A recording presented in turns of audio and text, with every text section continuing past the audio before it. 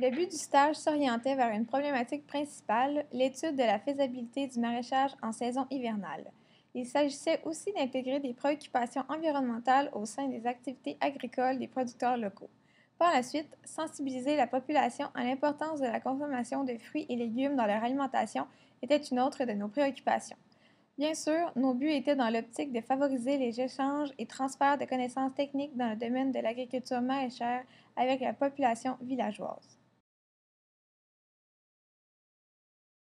Durable pour préparer nos enfants. Moi, c'est ça que j'aime vraiment. Toujours mon regard, c'est faire quelque chose qui est durable.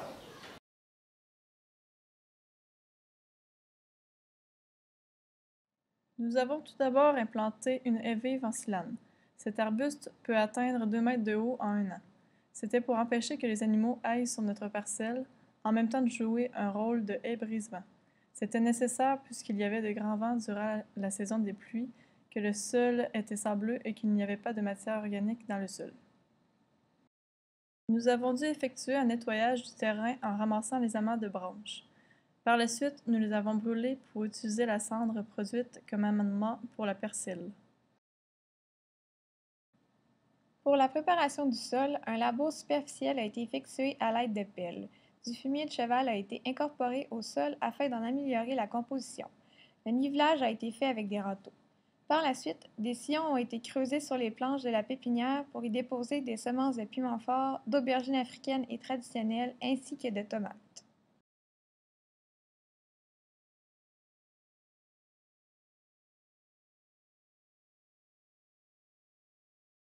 Pape Diouf, le président de l'association, a acheté 60 plants d'aubergines et 40 plants de piments pour s'assurer qu'on ait des résultats avant la fin de notre stage.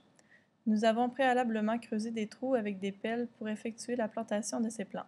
Malheureusement, ces plants n'étaient pas vigoureux et la plupart sont morts en raison du choc de plantation, du déficit hydrique et de l'attaque de genre de lapins.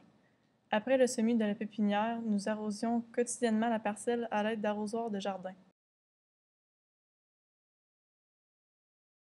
Au départ, pour protéger les semences des oiseaux, des branches ont été déposées sur les planches de la pépinière. Cependant, après la germination des plants, nous avons remplacé les branches par des filets.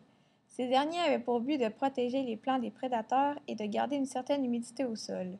C'était également le moment où a débuté le désherbage manuel hebdomadaire de la pépinière.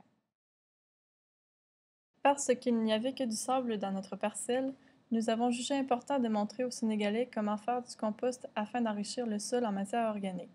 Le compost d'un mètre cube a été fait avec du fumier de cheval et des résidus de végétaux. L'emplacement de l'amas de compost était dans un bassin d'eau non utilisé. Un arrosage était effectué à chaque semaine. À la semaine 8, nous avons été fiers de montrer aux Sénégalais que notre compost était prêt à être utilisé. Deux ateliers sur le compost ont été présentés par Camille Charbonneau. Le premier atelier était destiné à des fins domestiques pour l'école secondaire du village et le second était pour des fins agricoles.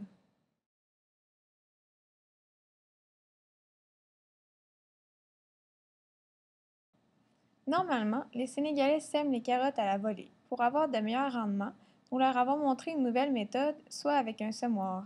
De nombreuses rangées ont été semées par cette nouvelle pratique culturelle. Malheureusement, en raison de la saison des pluies qui a commencé plus tard que prévu, en plus du fait que les graines étaient peut-être semées trop profondément, les résultats n'ont pas été ceux escomptés.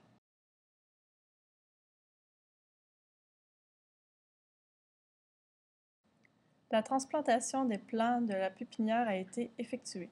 Au total, il y avait 733 plants de tomates, 1109 plants d'aubergines et 385 plants de piments.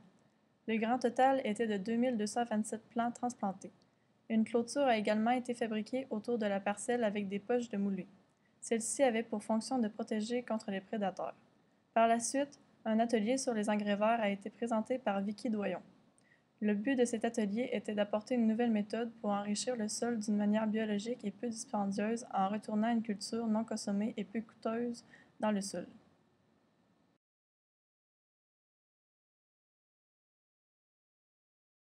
Un atelier sur la conservation des aliments a été présenté par Steve Bonin et Sarah Durette. Le but était de partager une façon de conserver les aliments recueillis qui sont disponibles et rentables pour les femmes lorsque la production est plus élevée que la demande. Par la suite, un deuxième semis de carottes a été fait différemment. Malheureusement, nous n'avons pas pu voir les résultats puisque la fin du stage approchait.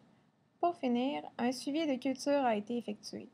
Nous pouvons dire que la plupart des plants étaient vigoureux, excepté les plants de piment qui ont souffert d'un coup de chaleur ainsi que d'un déficit hydrique important.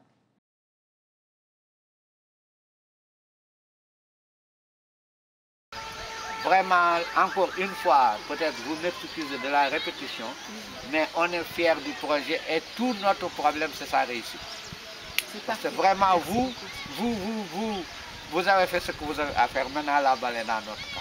À nous maintenant de faire tout pour que le projet réussisse. Le projet maraîchage Nord-Sud s'est avéré aussi enrichissant qu'on nous l'avait prédit et tous les stagiaires sont satisfaits de la façon dont se sont déroulés les travaux au champ. Le dynamisme du regroupement des jeunes de Noto-Diobasse nous donne confiance en leur réussite progressive et constante.